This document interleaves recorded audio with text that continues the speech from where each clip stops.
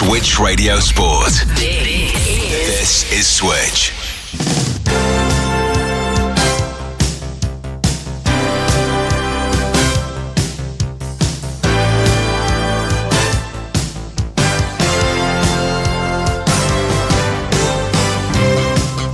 Worcester City win that game and they will be in Division 1 Midlands next season. Chance in Paul Job's got chance in the penalty, gets shot in and goes to the back of the net, and Cheyenne Jarvis gets the second goal for Leaford Athletic this afternoon, found space in the 6-yard box. Back to the edge of the penalty area with the pass, crossing towards the back post, headed goalwards and in! That's a great shot from De Castro! Oh, what a save for Gray! And Wigan 2-0! Stourbridge have won the Division 1 Midlands title. The Women's Football Chat on Switch Radio.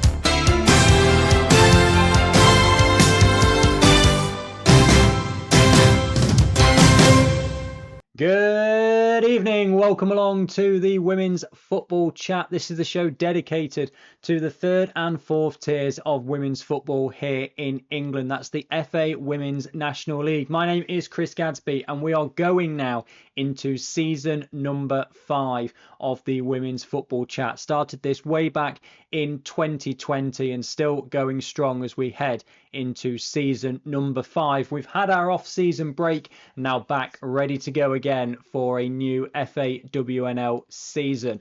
This is the show that covers all the results, the fixtures, the tables and all of the news from the 72 clubs within the FAWNL, and I'm normally here on a Thursday at 8 p.m. to bring you all of the very latest, but occasionally that might shift. So what's been happening over the last month or so since we went away? Well, the Women's Football Chat, for starters, is now on TikTok.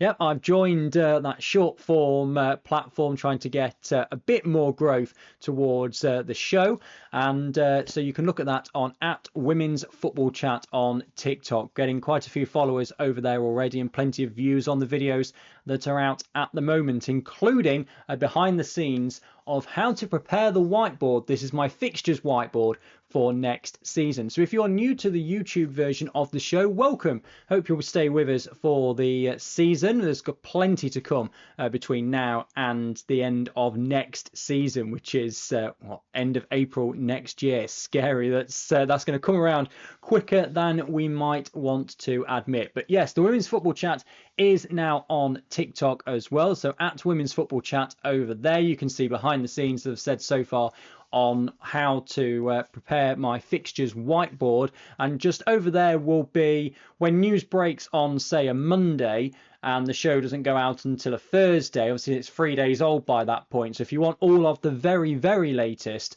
then head over to TikTok.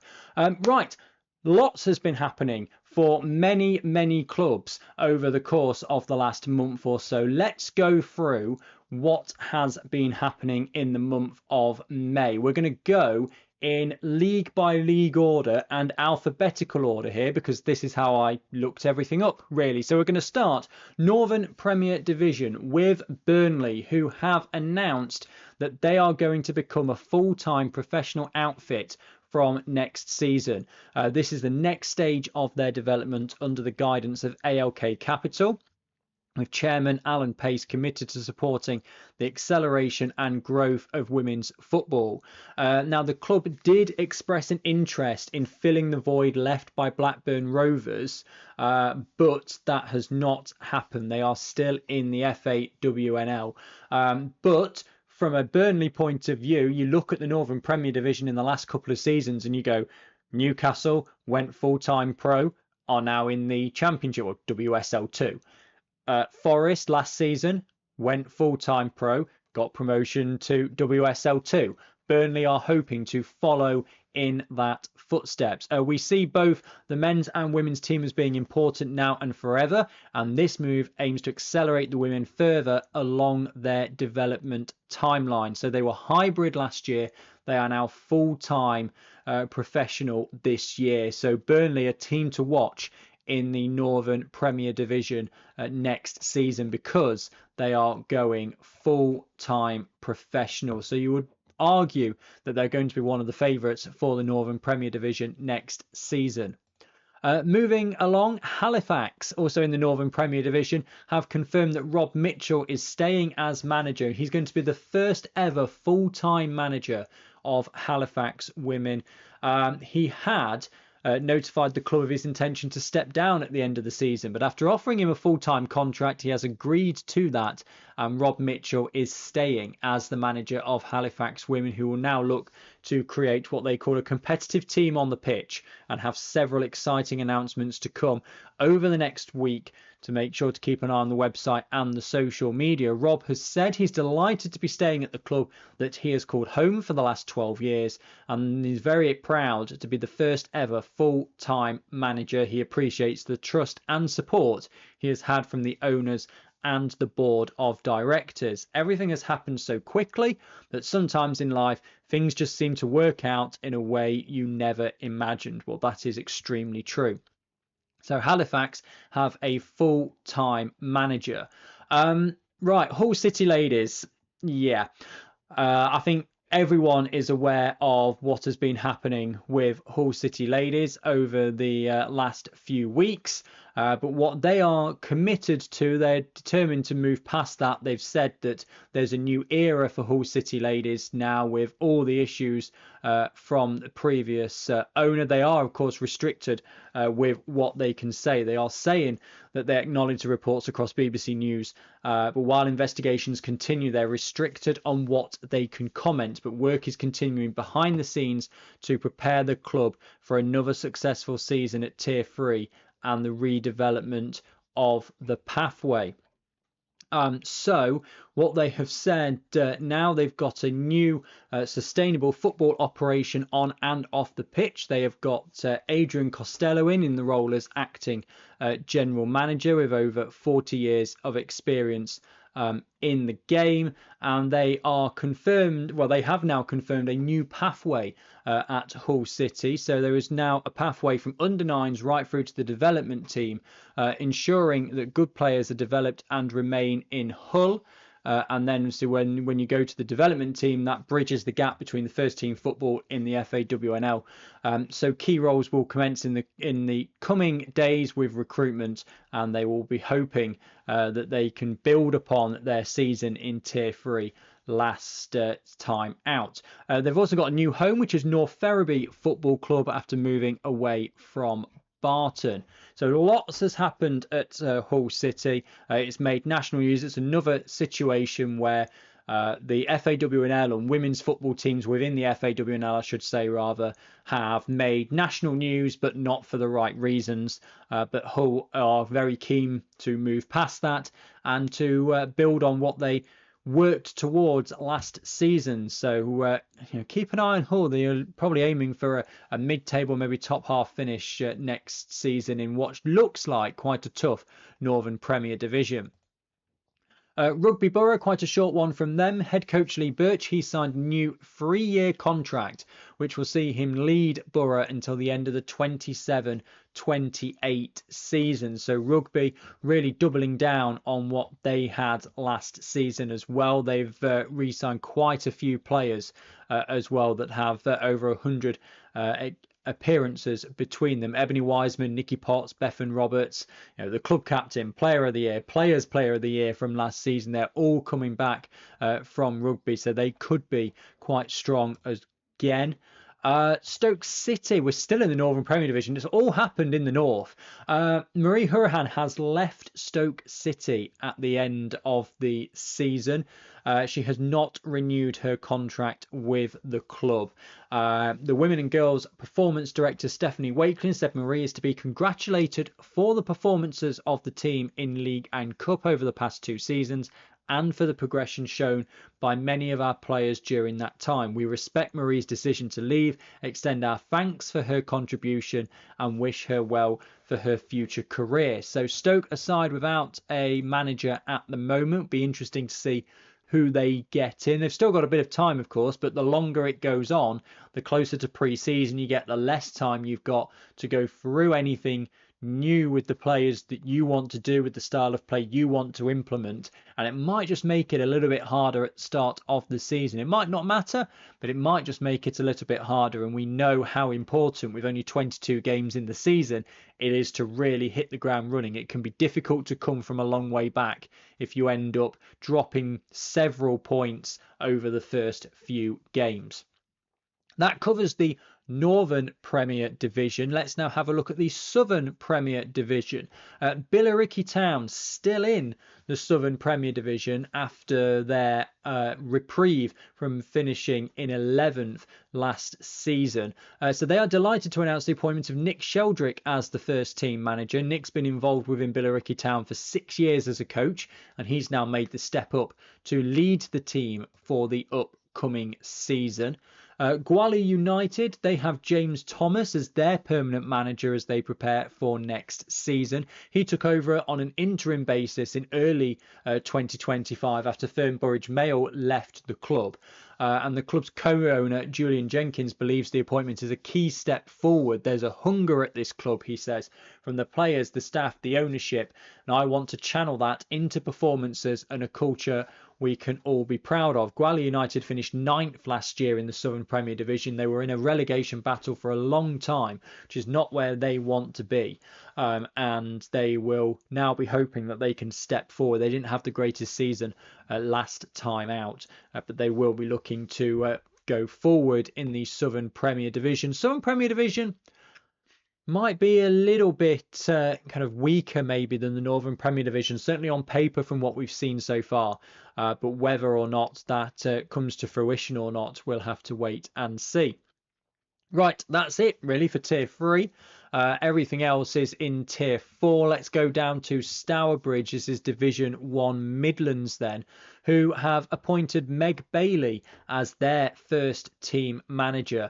Meg has been an integral part of our successful women's and girls section over a number of years as a player, then a coach, and then managing the under-16s girls side, who have won one cup this season. They were had their eyes set on a cup and league title. So speaking about her new role, Meg said she's incredibly excited and honoured to be given the opportunity to become the new manager of Stourbridge Women. Having been in and around the club since I was 17, this place truly feels like home, and I'm deeply grateful to be trusted with this role. I want to thank everyone at the club for their belief in me, and I'm eager to repay that faith. My focus now is on building a strong, positive culture within the team, one that reflects the passion, commitment and community spirit that Stourbridge stands for. Stourbridge got themselves into Tier 3 and had a couple of difficult years that's ultimately ended in going back down to Tier 4. They are a side who I think went up a little bit too quickly. They got back-to-back promotions, shot up the pyramid into Tier 3. Suddenly you've got all these extra demands on you, and you've got to, the extra ground grading criteria, for example, you've got to find all of that. And I think they just struggled a little bit, and maybe a little bit of time in Tier 4. They'll be wanting a quick jump back, of course, but a season in Tier 4 might do them a little bit of good.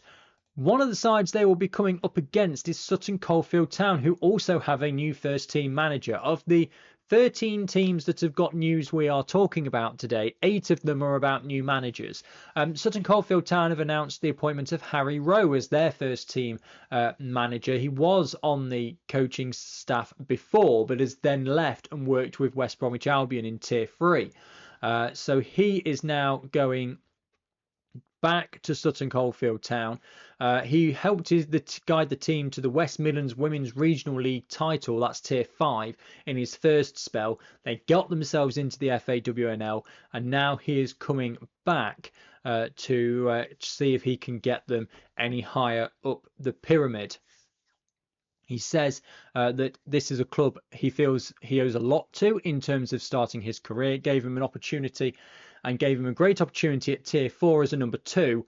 Now he's coming back as a number 1 and having a real go at it himself. He says he thought now was the right time. He's still young in terms of his age, but he has a lot of experience in the game, a lot of experience at this level, and of course higher with West Brom now. And he felt like it was the perfect opportunity. So with so many like managers changing and things like that, it's going to be interesting to see how these clubs all do over the course of the first month or so in the season, which is going to be we reckon August the 17th. Pretty much always the third Sunday in August is the start of the season, so the 17th looks the most likely. Division 1 North then. Let's start with Blackburn Rovers. This was the big one because, of course, as soon as Blackburn said we aren't going to be in WSL2 next season, everyone was wondering where they would slot in. Now, the rules say you have to slot in at least 2 divisions below.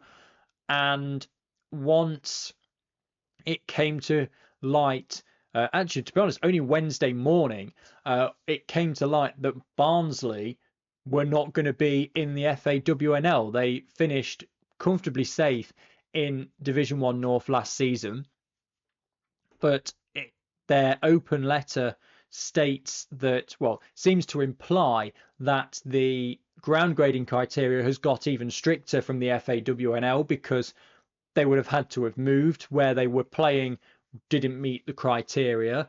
They would have to have moved. It wasn't financially viable or logistically viable for them to move at that time.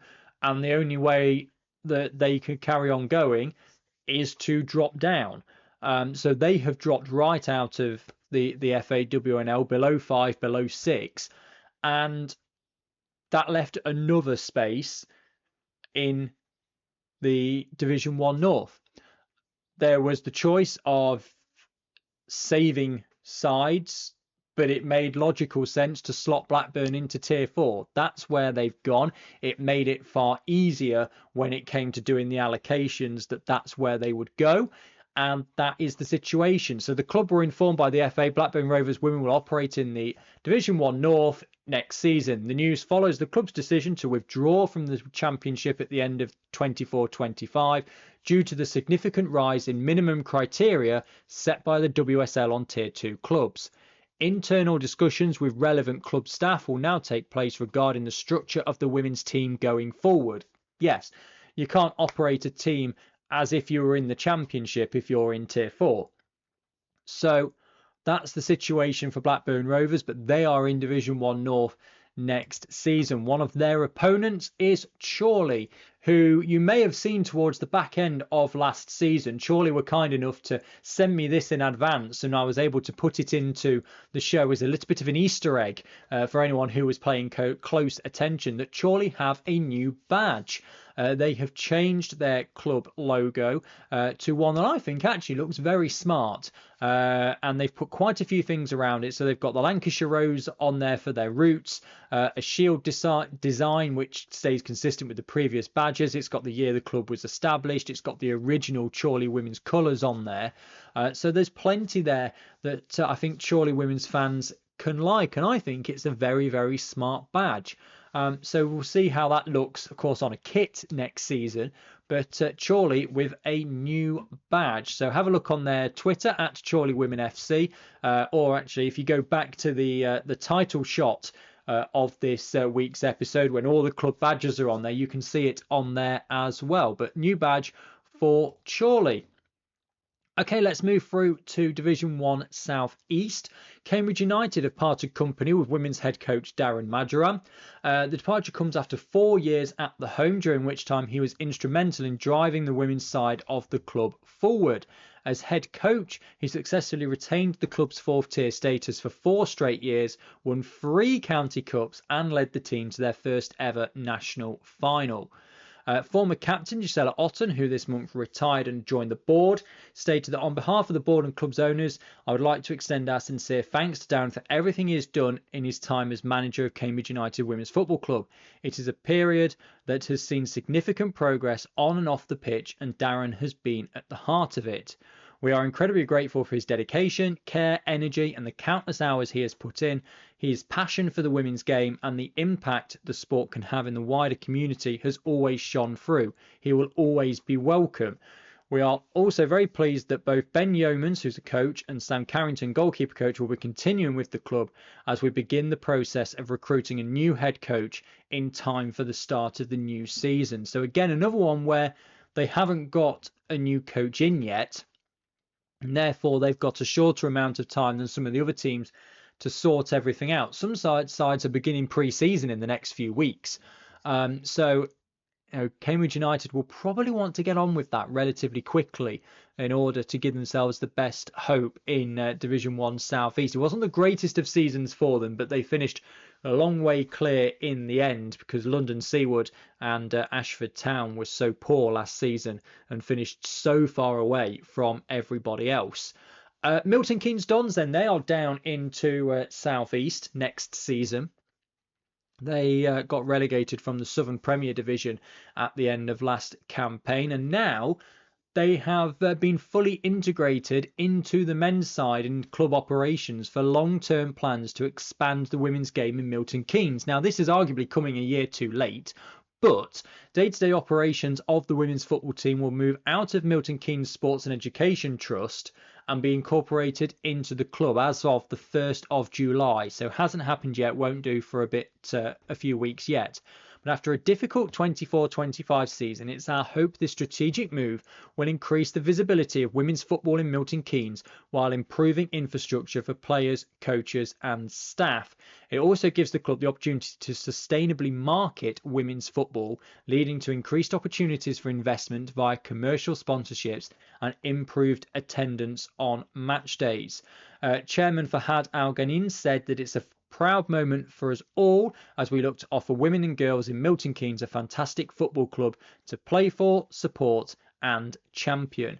As anyone who lives in MK will know, we are a one city club. So MK Dons have been integrated with the men's side, which is again a great move and something that for those who have that link to a men's side, if they can be fully integrated, it's great.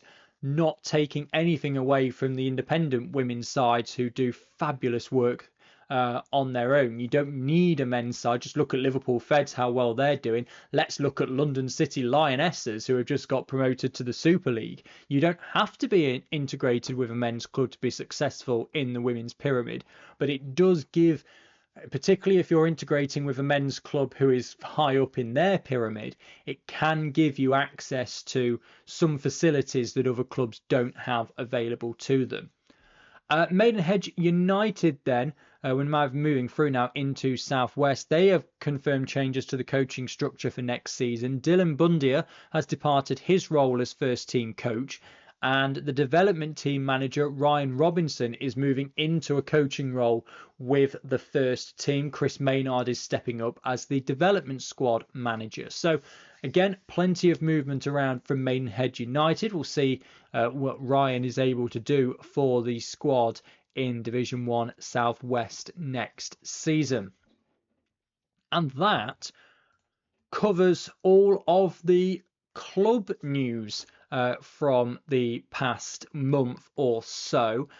So let's now have a look through. We've done everything from the clubs. Let's have a look at some of the external news, and we're going to start with a new FA Cup broadcast deal for next season. Channel 4 and TNT Sports are to air Women's FA Cup in new FA broadcast deal. So this is from next season. And what they are going to do, the free season deal will deliver a significant uplift in the number of matches that are broadcast live across the season of the competition, with a guarantee of live coverage from the first round onwards. If there is a chance to get more eyes on National League clubs, this is really something to be celebrated across the game. So they are bringing in, it's a 3-year deal, and they're going to be broadcasting games from the first round. The first round is where tier 3 sides come into the competition. So the third or fourth qualifying round, depending on how many there are, is tier 4, and then the first round is tier 3. So we're going to have some tier 3 football on terrestrial TV with Channel 4. TNT Sports are going to be broadcasting 19 FA Cup matches across the season, including 1 match in the first round and 1 in the second round, which is great. So they're then going to step it up from the third round onwards, which is Championship and Super League sides coming in. Channel 4 is televising 1 match per round from the 3rd round, all 6 matches including the final co-exclusive on TNT Sport. So we have a new broadcast deal, which is great. If we get a live draw as well, which is slightly slicker than the live draws we've been having, we'll be well away here with the FA Cup next season. Again, if you're new to myself and the Women's Football Chat over the course of the past few years, I cover competitions apart from the County Cup for as long as an FAWNL side is in it. So obviously the FAWNL Cup, the FAWNL Plate, unless they end up with only PGA sides in it, and then obviously all of the leagues and the FA Cup until there are no longer any FAWNL sides in it. Once all the FAWNL sides are knocked out, you tend to be down to the last 16 or the last 8 anyway, and then by that point all the major broadcasters have picked it up anyway. I just champion it down at the lower leagues. Speaking of the leagues then, we've mentioned quite a bit of movement. Let's have a look in detail about the new leagues for 25-26. So we'll just pop that up on screen. You'll lose my face for a bit, but that is no bad thing for you. So Northern Premier Division. What's changed? What's different? Loughborough Lightning and Middlesbrough have been promoted from Division 1 Midlands and Division 1 North respectively. Halifax finished in 11th, but because Blackburn dropped out of Super League 2, they decided to save Sheffield United and they didn't come down. What that meant was Forest went up, nobody replaced them, and the league would have been 1 short. So they saved 11th placed Halifax. And that is how the Northern Premier Division has 12 teams in it. So it's 2 up and only 1 down, which was Stourbridge. In the Southern Premier Division, AFC Bournemouth promoted from Division 1 South West, Real Bedford promoted from Division 1 South East. Nobody has come down because Reading, if you remember, pulled out of the Championship late before the start of last season, so we knew all season that only 1 side was going to come down. So because, again, no one was there to fill in those gaps, Billericay Town, who finished in 11th in the Southern Premier Division, got saved. So again, it's a 2 up, 1 down situation in the Southern Premier Division. Milton Keynes Dons, the side that got relegated to Tier 4. Into Tier 4 then. So we're looking at Division 1 Midlands first of all. Kidderminster Harriers come up from the West Midlands Regional Premier League. Sheffield FC come up from the East Midlands. They have yo-yoed back. They only went down a couple of seasons ago. They had 1 season in Tier 5. They're straight back up now again. Say no Loughborough Lightning because they got themselves promoted into the Northern Premier Division. So that's the way that Division 1 Midlands looks, with Stourbridge relegated. So we lost from the FAWNL Lincoln City and Solihull Moors. Division 1 North, that 4th line down, Blackburn Rovers, that's where they've slotted in. They have essentially taken Middlesbrough's slot. That's the easiest way of looking at this. And then, because Barnsley pulled out of the FAWNL, again, they would have been a team short. So Doncaster Rovers Bells, who finished in 11th in Division 1 North last season, they have been saved. New clubs from North East, Chester Street Town, from who are another side who have yo-yoed for the last few years, up and down, and then from Northwest, Wythenshawe, from that side of the country. So that's what Division 1 North looks like next season. Division 1 South East, that penultimate line, their new sides into the division, Fulham and Luton Town. They have come up from the Eastern region and the London and South East region. Down into South East is Milton Keynes Dons. They are taking Real Bedford's spot. The 2 teams that left Division 1 South East are Ashford Town and London Seaward. And then finally, the bottom line is Division 1 Southwest. New sides, Marine Academy Plymouth and Ascot United. They have come up from Southwest and the Southern. Portishead Town finished in 11th in that league, and they have been saved because Bournemouth go up, but nobody came down, because Milton Keynes Dons went down from the Southern Premier Division and went into South East. Billericay Town should have gone down from the Southern Premier Division. They would also have gone South East, and then there would have been a lateral movement. But because Billericay Town were saved, there was nobody. Again, Southwest would have been a team short. So Portishead Town, who finished in 11th, have also been saved for next season. And that is the makeup of the 25-26 FAWNL. So that's where we're at now. So we've done makeup of the new leagues, the new FA Cup broadcast deal. I've got a long list of things that I need to talk about on this week's show. Let's now look then at my new stats document. Yes, it's very, very exciting, this. So last year I did a huge stats document about the FAWNL, and it went mostly off without a hitch, but with it being the first year, and what I discovered is that teams were changing stuff retrospectively, and it threw it all out of kink, and it ended up a bit of a mess. This year, I have completely reconfigured the stats document for the FAWNL sides. So let's give that a bit of a look. And this is what I started doing on holiday, essentially. This is, I go away on holiday and I wake up an awful lot earlier than my wife, so I worked on this while she was still asleep. So some of you may be familiar with this section down on the bottom left, which is the big stats document that I put together, and I post it at Christmas, and then I post it at the end of the year, and it shows not only where teams rank in their own division, but also in their own tier and in the whole of the FAWNL. That has been updated. So that now links into these results tallies and these results. So what I have done is, every time there's a game, I put the score in. Let's say it's 1-0 here. What I've set it to do now is that the score automatically, as you can see, if I make that 0-0 and then make that a 1-0 defeat, it goes green, yellow or red with either a 3, a 1 or a 0 in it.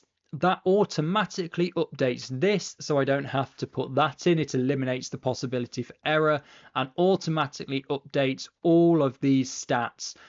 So here, for example, they've got points per game, 1.33 here from these random scores I've put in, because they've got 4 points out of a possible 9, works out at 1.33 per game. And essentially by the end of the season, you end up with the full documents that I end up posting on @WFootballChat on Twitter. But it's on the right here where I have changed everything. If we look at last year's, essentially what I did was, it was a big long list of all of what everybody's been doing, essentially. And it wasn't great. It had a bit of it was open to errors, which I hope this year I have eliminated. So let's go back to Worthing. There are 22 columns along here corresponding to the 22 games that count towards the FAWNL awards, and each column is split into 3, 1 for clean sheets, 1 for goals, and 1 for opposition player of the match. Now down this side here is all of the players for a particular side. This one happens to be Worthing from last season. And then as they do things throughout the course of the season, let's say Grace Ann Bates gets 2 goals there, she gets a goal there, and say she gets a hat-trick in that game, it automatically adds up along this side here. And it does the same for opposition players of the matches. It does the same for clean sheets. And I've also highlighted those in pretty colours, just so it makes it look a bit more colourful. Along the bottom, these red squares are warnings that say that the opposition player of the match has not been filled in. If you put an opposition player of the match in there, the warning square disappears. So it will be very easy to see where opposition player of the matches have not been put in. It will also be very obvious to see if I've missed a game when I'm logging them, because there will only be 21 in there or 20 in there, and then these columns will be blank, because in these boxes here I'll type in versus Moneyfields versus Bridgewater versus whoever, and that way it'll be really easy to see if I've missed a game. It will also be very easy to see if at the end of the season my tallies don't match full time. It'll be easy to see exactly what game is wrong and if a game has been changed. The thing is, it's very easy to change the data on full time. And when I'm doing the stats, which is normally the Wednesday after the game has been played, if the team then looks, say, at the video highlights 2 days after I've done the stats and gone, oh, that player got a little touch on that, they can change it on full time. I'm none the wiser.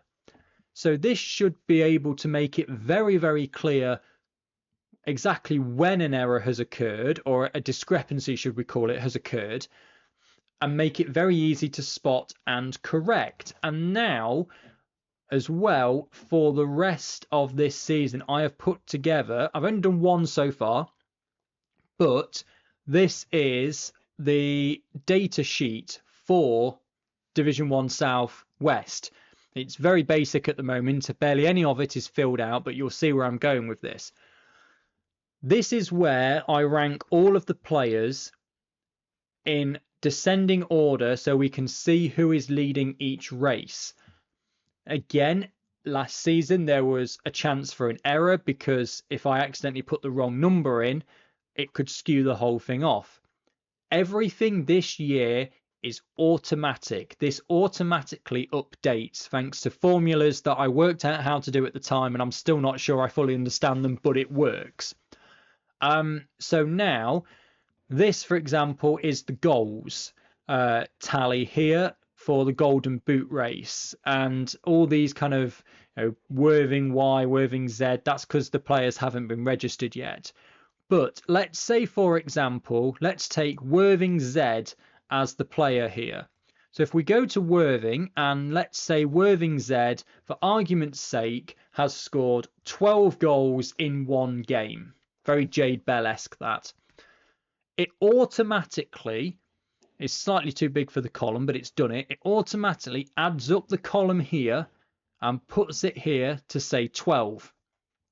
That automatically transfers to this sheet and automatically reorders them to the top of the Golden Boot race. So I don't have to do anything. Everything is done for me. All I've got to do is put in the number of goals they scored every single game. Put in who got opposition player of the match. Put in if they got a clean sheet. That's all I have to do. And again, it will be really obvious, because every single game is logged separately, to see if something has gone wrong. It will be really easy for me to see and really easy for me to check and make sure that I've got it right. And then it is all done for me. I don't have to press any button. I don't have to automatically sort it and hope it's done it properly. Everything is done for me. So it should mean that I've got the most comprehensive stats document that it's possible for me to have. That's the plan. And hopefully come the start of next season, it will prove to be quite easy to fill in. The other thing that is advantageous with this sheet is that if we go back to what I had last year, I had to try and find the player in all this mix of players, and it could prove to be a nightmare. And I go, right, okay, where is Tammy George from Wolves. Right, where is she? You look for her, you look for her, you look for her. I can't find her. Okay, where is she? I don't really know. No, I don't know where it is. Okay, let's do a search for Tammy George, and then it comes up. This year, I'm not going to have that problem because the players are all registered, and the way that Excel works, it's brilliant because I can just highlight the entire list of registered players and it copies them perfectly into Excel, and any new registered players can just get put on the bottom. But if you look on full time, they are all registered in alphabetical order by surname. So let's say I wanted Danielle Rowe from Worthing. I wouldn't have to go through the entire list. I go to Worthing, I go KLRR, Danielle Rowe, there she is, put it in. And that's all you've got to do. And everything else is done for you. Okay, Danielle Rowe, apparently she's got a clean sheet because I've just put it in. And then there she is, automatically put joint first on the clean sheets. And then all I've got to do when it comes to ties at the end of the season is just double check who's played the fewest amount of games, which doesn't take very long at all. So that is the new stats document for next season. And yeah, hopefully it'll make for some very, very good stats. And there we go. That will about do it for this week's episode of the Women's Football Chat. Couple more things to go through then. Big story.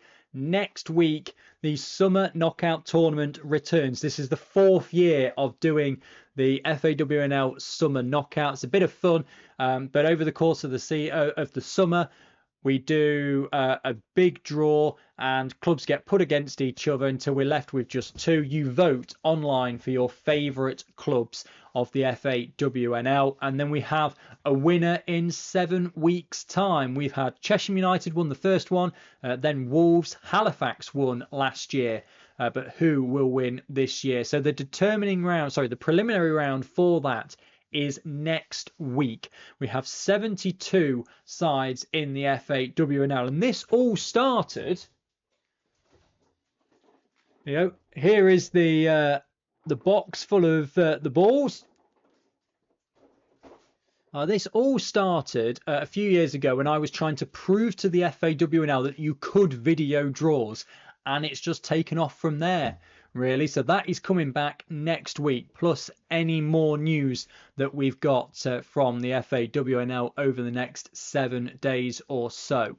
But yes, that will about do it. One more thing we have got. We had earlier on this week, I put out a bit of a cryptic clue, a guess the team, accompanying egg layer in confident decisions. And that was a clue to an FAWNL side. The answer was Wythenshawe, accompanying with egg layer, hen, confident decisions, Shaw. And put that together, you got Wythenshawe.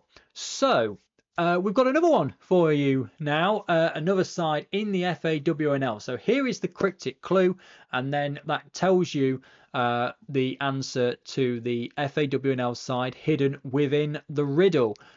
Let us know on social media what you think the answer to this is, and next week let you know if you're right or not. So the clue is cleaning remnants hid underground at conclusion. Cleaning remnants hid underground at conclusion.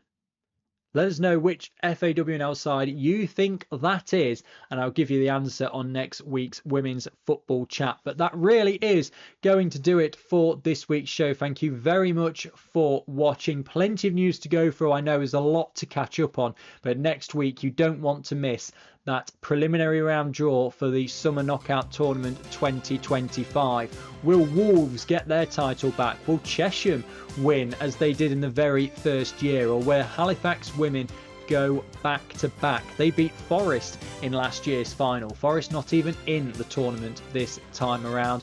I'll be back next Thursday bringing you all the very latest from the FAWNL. Don't forget, in the meantime, at WFootball Chat on Twitter, or X now, the place to go, or at Women's Football Chat on TikTok for the very, very up-to-date latest from the FAWNL. Goodbye.